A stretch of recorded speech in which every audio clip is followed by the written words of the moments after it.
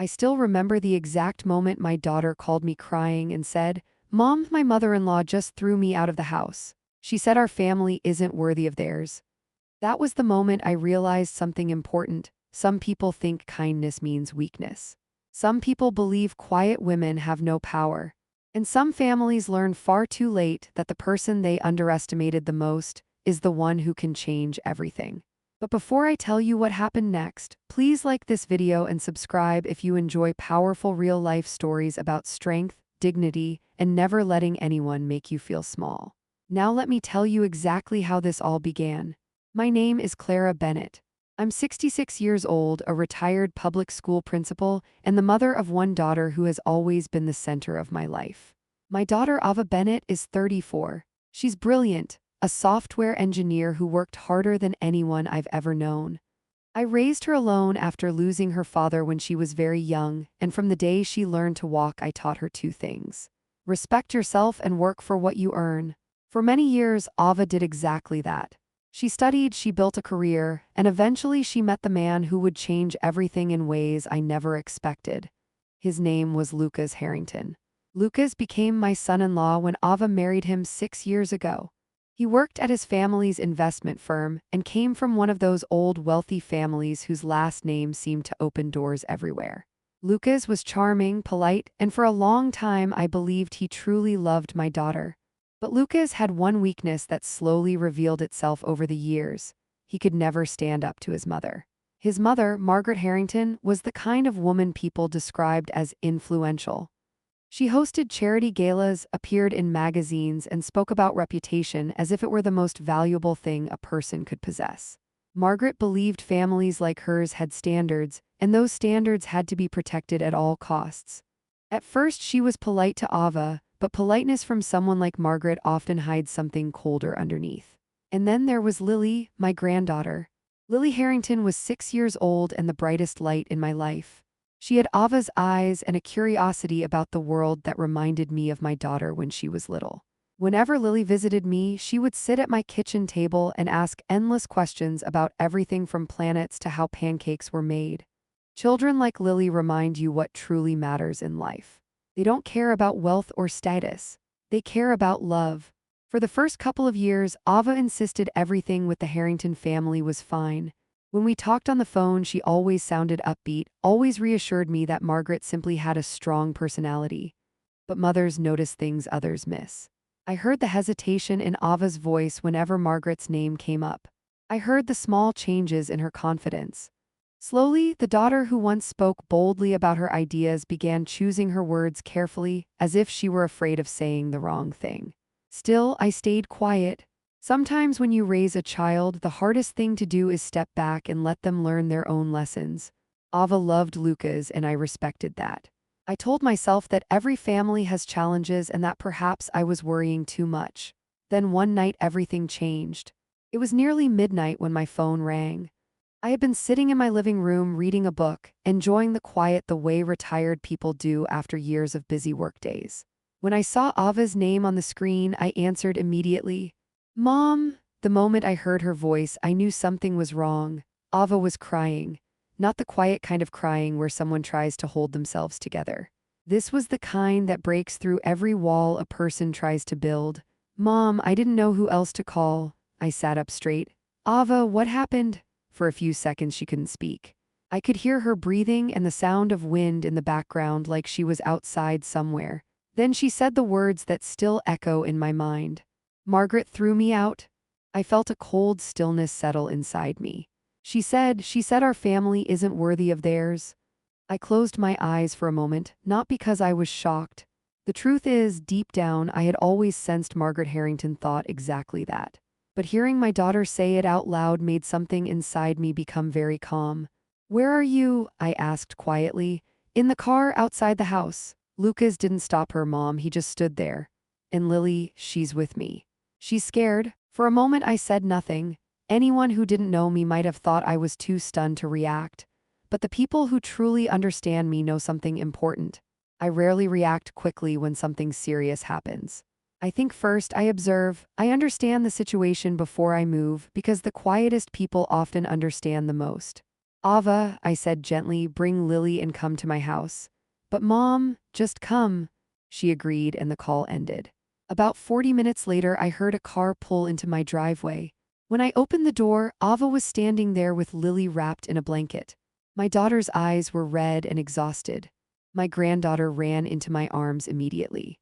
Grandma, Lily whispered. I held her close and felt her small hands clutch my sweater. Behind her, Ava stood in the doorway looking like someone whose entire world had been turned upside down. We sat at the kitchen table while Lily fell asleep on the couch nearby. Ava told me everything that had happened that night. According to Margaret Harrington, Ava had embarrassed the family at a charity dinner earlier that evening by disagreeing with one of Margaret's business associates. Margaret accused Ava of not understanding how respectable families behave. The argument escalated. Margaret finally pointed to the door and said something Ava would never forget. If you can't behave like someone worthy of this family, you shouldn't live under this roof. And Lucas said nothing. When Ava finished telling the story, she looked at me with the same expression she had when she was a child who thought she had disappointed me. I'm sorry, Mom, she said quietly. That broke my heart more than anything else. I reached across the table and held her hand. You have nothing to apologize for. But I lost everything, she whispered. I looked toward the couch where Lily was sleeping peacefully, completely unaware that adults had just turned her world upside down. No, I said calmly, you didn't lose everything. Ava wiped her eyes. What do you mean? I leaned back in my chair and allowed myself the smallest smile. Sometimes, I told her, people reveal exactly who they are at the worst possible moment. She looked confused. But the truth was something important had already begun forming in my mind. Margaret Harrington believed she had humiliated my daughter. She believed she had pushed us out of her world. What she didn't understand yet was that the moment she called my family unworthy, she started a chain of events that would change her life forever.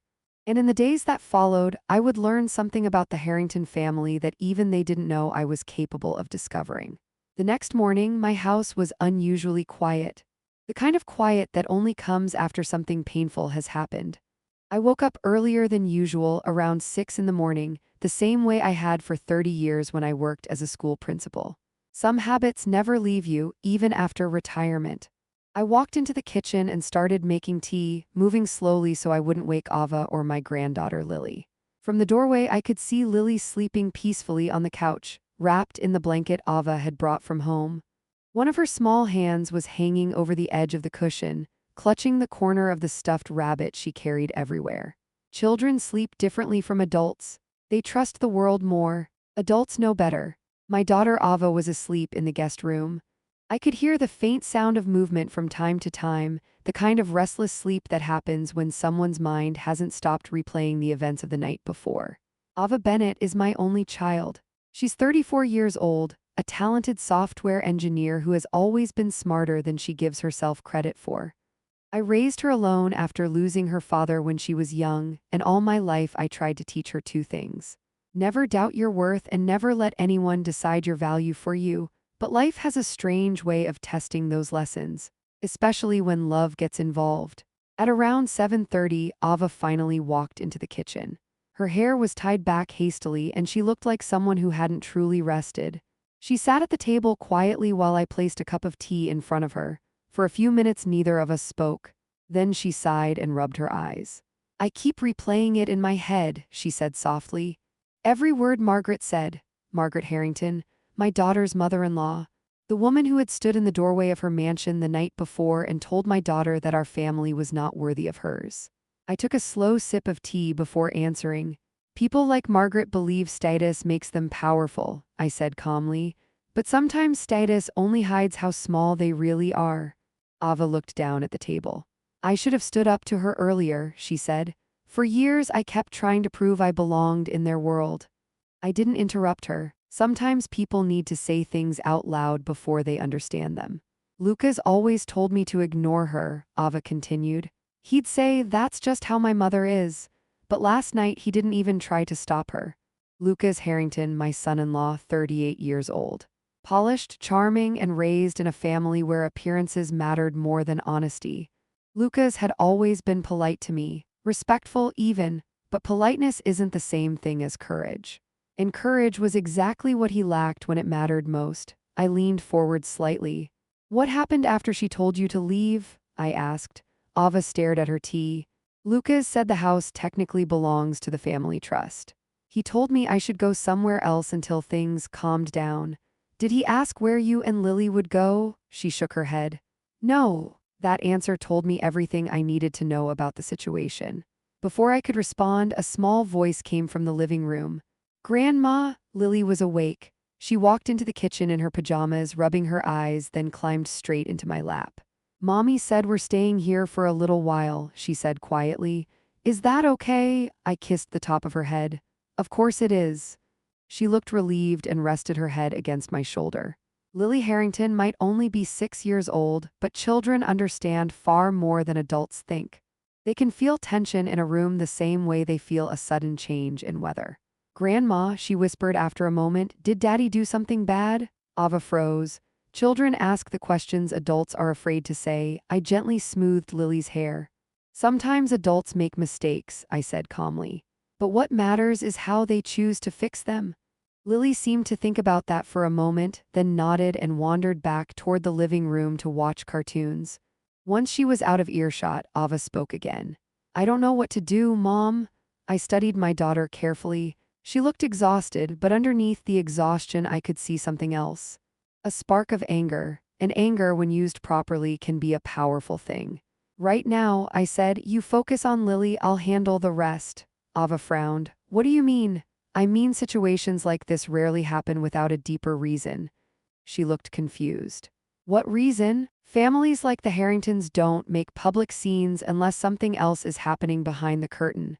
Years of working as a school principal taught me something important. Whenever there's a loud conflict, there's usually a quiet problem hiding behind it. Ava looked uncertain. Mom, Margaret just hates me? Maybe, I said, but hatred alone rarely explains everything. Just then my phone buzzed on the counter. I glanced at the screen. It was a message from an old friend of mine, Samuel Reed. Samuel is 68 years old and a retired judge who has known me for over 30 years. He's the kind of man who notices details most people miss. The message read, Clara, call me when you can. I heard something interesting about the Harrington family this morning. I set the phone down slowly. Ava noticed my expression. What is it? She asked. Nothing yet, I said calmly, but it might be something soon. Later that afternoon, after Ava took Lily to the park, I called Samuel. He answered on the second ring. Clara, he said.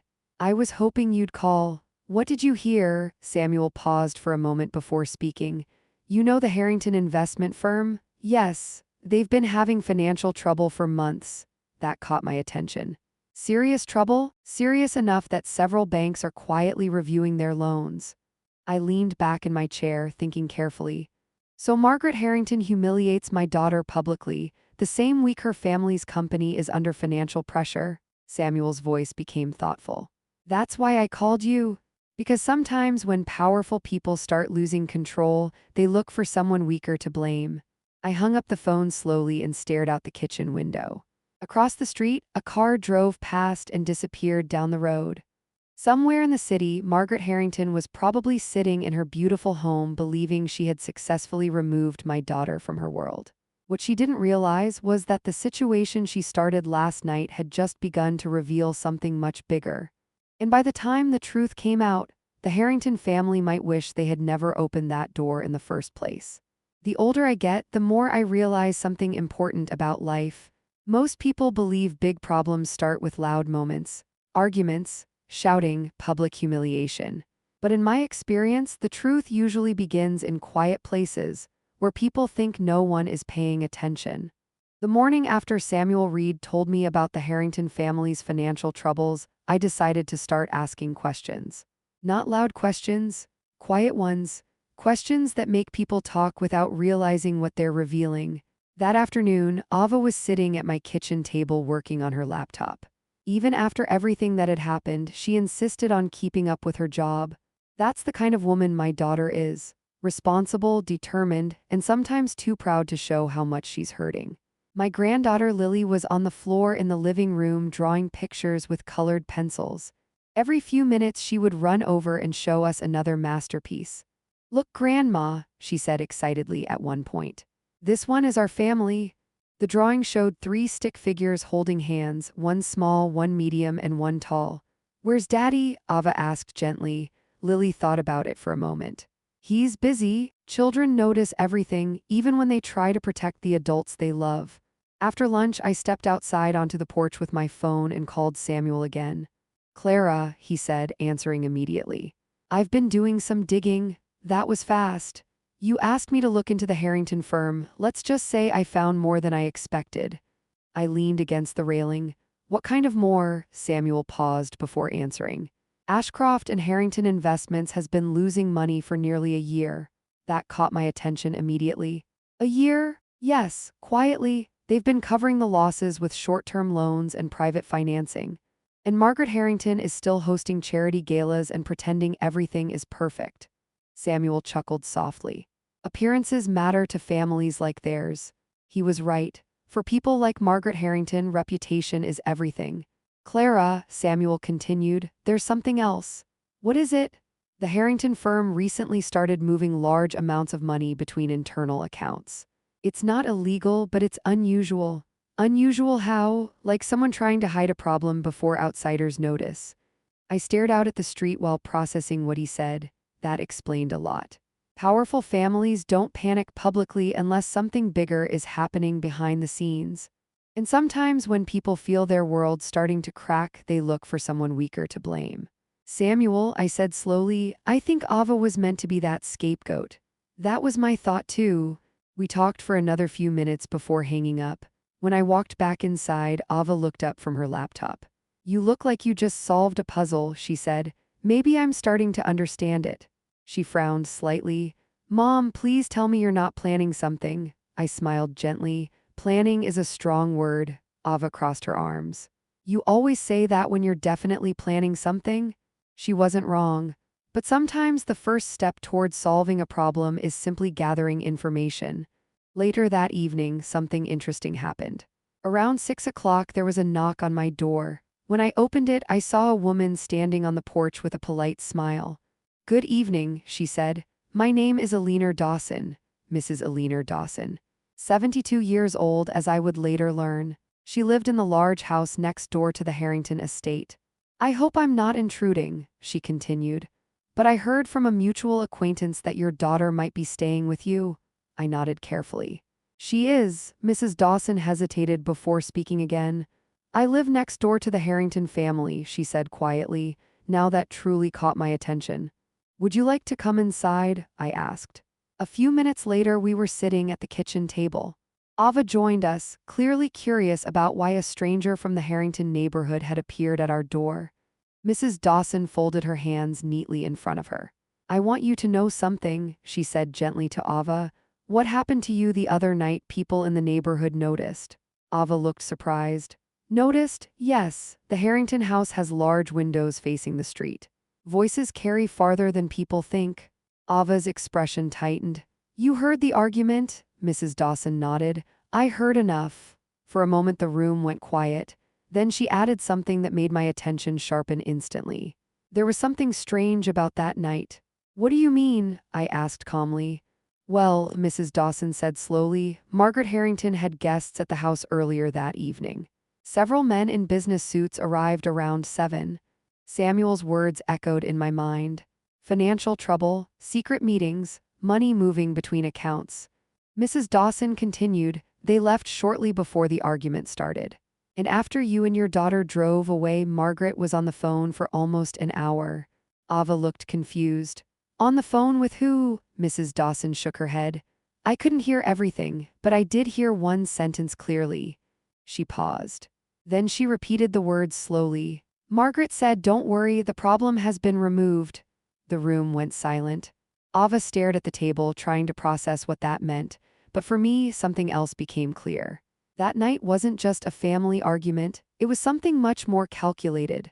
Margaret Harrington hadn't simply lost her temper. She had planned to remove my daughter from the picture, and now I needed to understand exactly why. I looked at Ava, then at Mrs. Dawson, and finally back out the window toward the darkening street. Because if Margaret Harrington believed she had solved her problem by throwing my daughter out of that house, She was about to discover she had created a much bigger one. That night after Mrs. Eleanor Dawson left my house, I sat alone in the kitchen for a long time thinking. Years of working as a school principal taught me something valuable.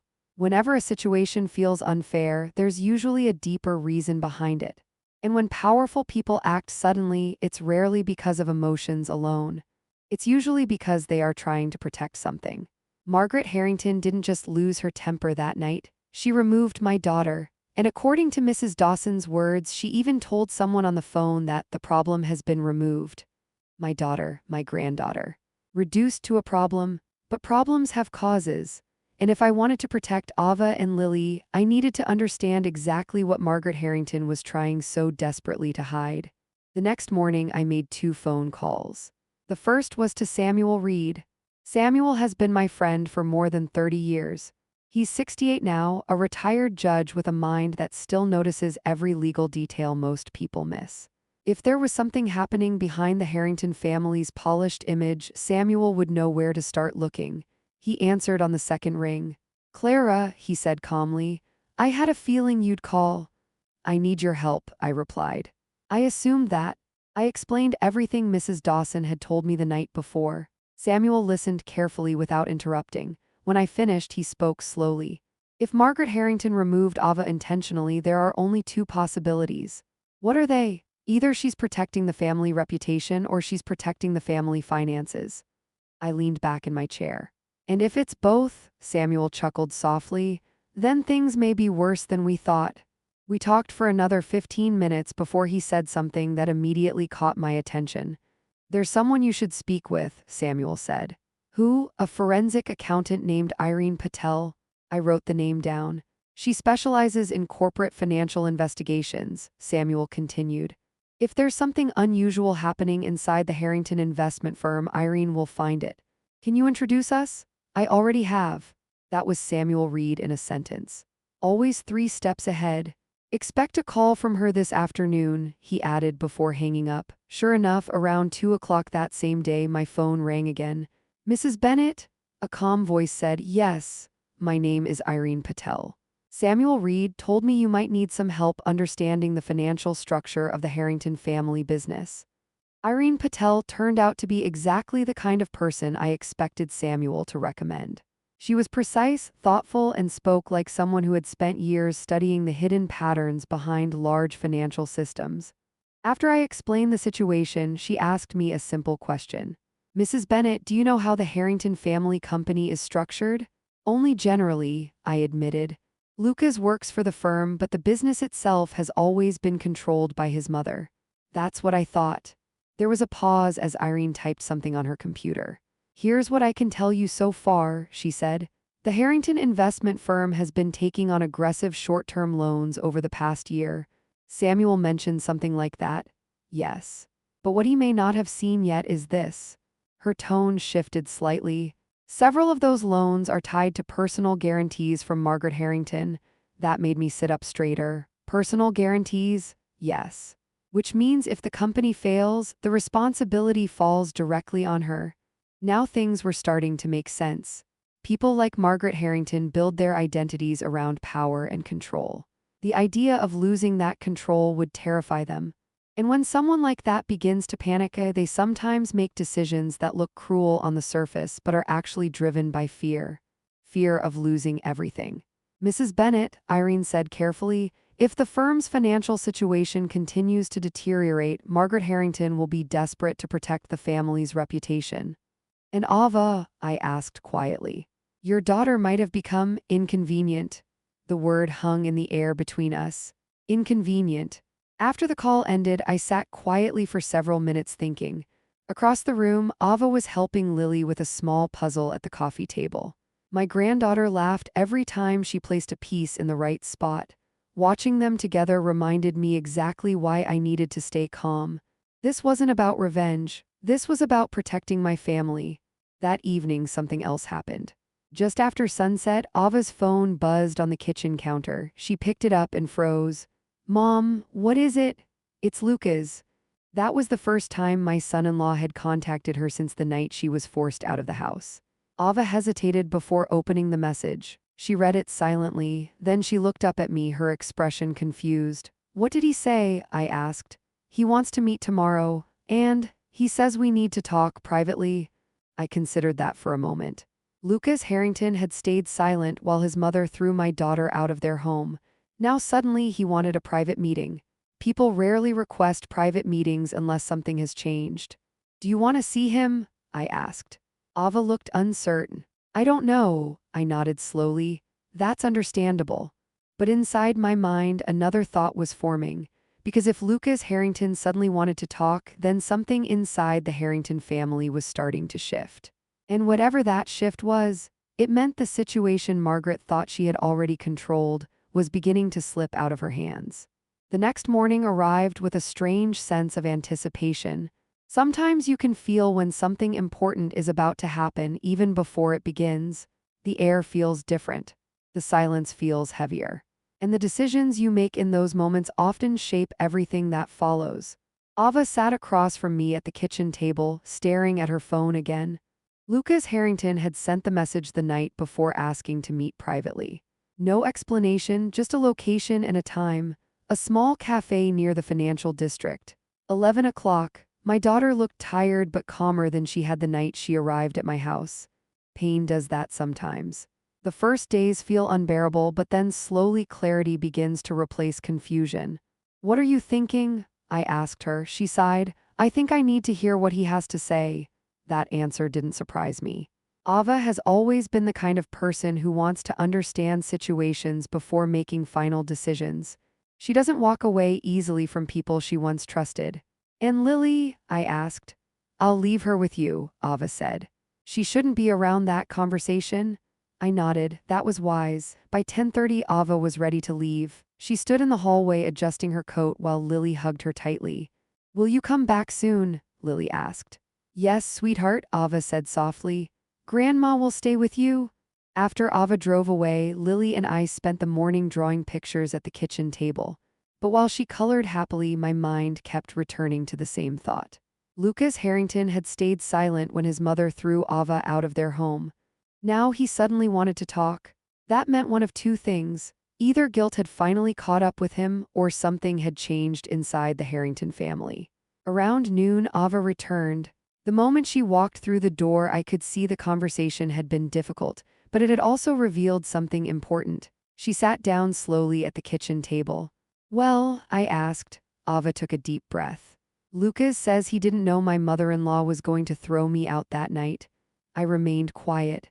"And he said Margaret lost control because of the stress she's under." "Financial stress?" I asked. Ava looked up quickly. "How did you know?" That confirmed everything Irene Patel and Samuel Reed had already suspected. "What exactly did Lucas say?" I asked. Ava rubbed her temples before answering. "He said the investment firm is in serious trouble. They've made several bad deals this year. Investors are starting to panic. And Margaret? She's trying to keep everything quiet. Lucas said if word gets out that the company is unstable, the entire family reputation could collapse." I nodded slowly. "So Margaret needed a distraction?" Ava looked confused. "What do you mean?" "When powerful people are losing control," I said calmly, "they often create a different story for the public to focus on." Ava's eyes widened slightly. "You think she used me?" "I think Margaret Harrington wanted to remove anything she considered a weakness." My daughter fell silent. After a moment, she added something else Lucas had told her. "He also said Margaret believes I embarrassed the family." "That's not surprising." "But Mom," Ava continued quietly, "Lucas said something else." "What was it?" "He said Margaret is worried I might learn things about the company she doesn't want outsiders to know." Now that was interesting. Very interesting, because Ava wasn't just Margaret Harrington's daughter-in-law. She was a senior software engineer who understood financial systems better than most people in that family. Which meant if Ava ever started looking closely at the firm's internal data, she might notice things Margaret hoped would stay hidden. I leaned back in my chair, thinking carefully. "Did Lucas ask you to come back home?" I asked. Ava shook her head. "No, actually he asked me to stay away for now." That confirmed my suspicion. Margaret didn't want Ava anywhere near the Harrington firm right now, not while something serious was happening behind the scenes. Just then Lily ran into the kitchen holding another drawing.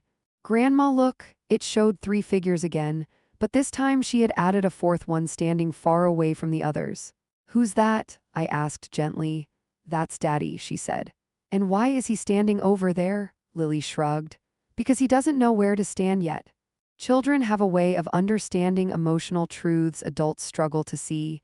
After Lily went back to playing, Ava looked at me again.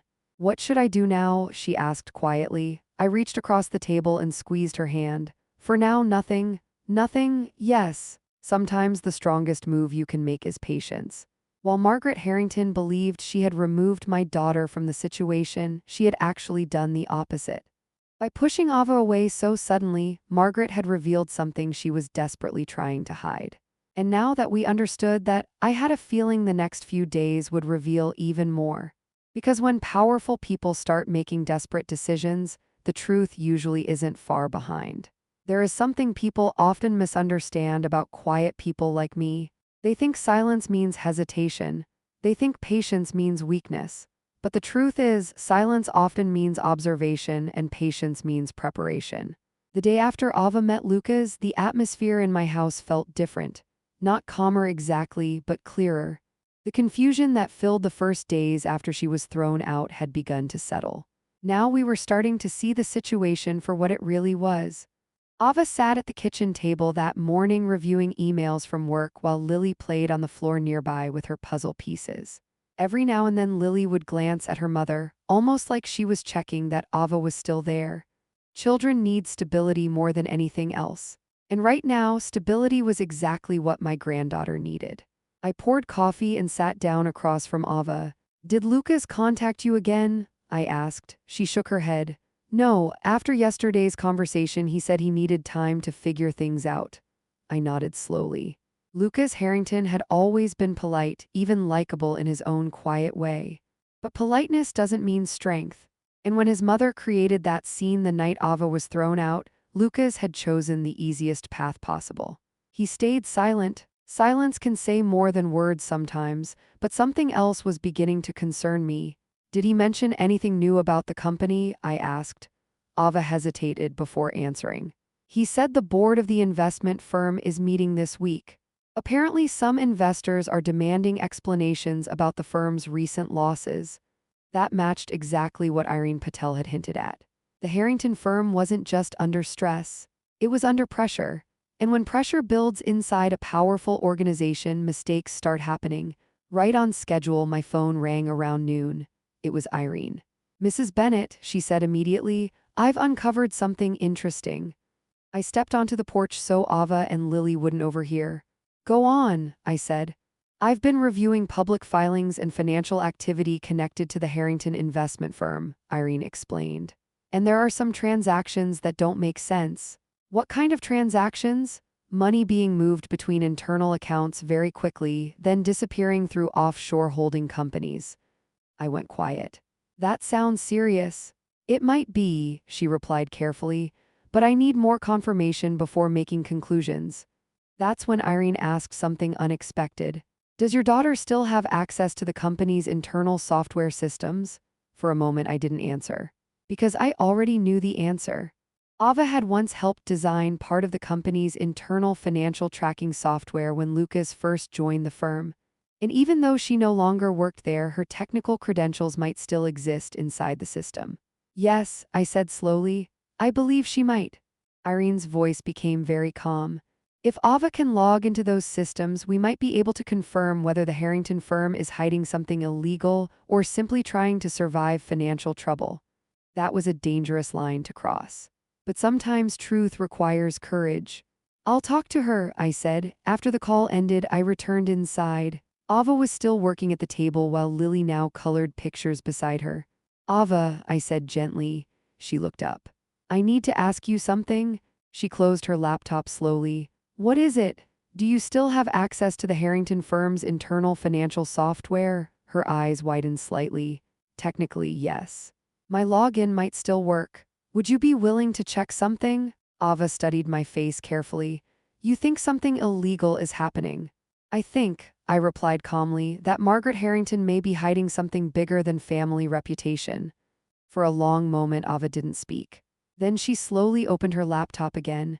If I log in, she said quietly, and find something, there's no going back. That's true. But if Margaret used me to cover something up, her voice hardened slightly. I want to know, she typed for several minutes while I watched quietly. Finally, she stopped. Mom, what is it? Ava turned the screen toward me. Rows of numbers filled the display. Transactions, transfers, financial accounts.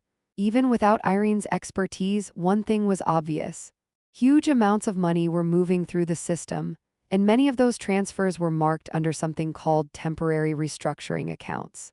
That doesn't look normal, Ava said. No, I agreed quietly. Just then Lily ran into the kitchen holding another drawing. Grandma, look. We both looked down at the picture. This time Lily had drawn a big house. But next to the house she had drawn dark scribbles around it. What are those? I asked gently. Storm clouds, she said. Ava and I exchanged a quiet glance, because that drawing described the situation perfectly. The Harrington family looked powerful on the outside, but inside, a storm was already forming. And if Ava's discovery was correct, that storm might soon reach Margaret Harrington herself. There is a moment in every difficult situation when the truth stops hiding. Up until that point, everything feels uncertain. People deny things, shift blame, pretend the problem is smaller than it really is. But once the truth starts appearing, it moves quickly. That moment arrived 2 days after Ava discovered those unusual financial transactions inside the Harrington company system. I was sitting at the kitchen table early that morning when Ava walked in holding her laptop. She looked serious. Mom, she said quietly, I checked the system again last night, and I think Irene was right. She placed the laptop in front of me. I compared the transactions from the last 6 months. The company has been moving money between shell accounts, then routing it through private holding firms. I looked at the screen carefully. Even though I wasn't a financial expert, one thing was obvious. The numbers didn't behave like normal business investments. They behaved like someone trying to hide something. Did you send this to Irene? I asked. Ava nodded. She's reviewing everything now. Before I could respond, my phone buzzed. It was Irene. I stepped outside to answer. Mrs. Bennet, she said immediately, her voice more serious than usual.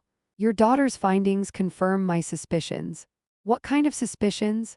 There's a strong possibility that Margaret Harrington has been using the investment firm to cover major financial losses. How major? Large enough that if investors discover the truth, the entire company could collapse. I stayed quiet for a moment, letting that settle. And the transfers? I asked. They appear to be attempts to delay that collapse, Irene explained. Moving money quickly between accounts can temporarily make financial statements look stronger than they really are. So Margaret was buying time. Exactly. I looked down the quiet street in front of my house. And Ava, I asked. If your daughter had remained inside the family home, Irene said carefully, she might eventually have noticed these irregularities. That explained everything. Margaret Harrington didn't throw Ava out simply because she disliked her. She removed Ava because Ava was dangerous to the secret she was protecting. Thank you, Irene, I said quietly.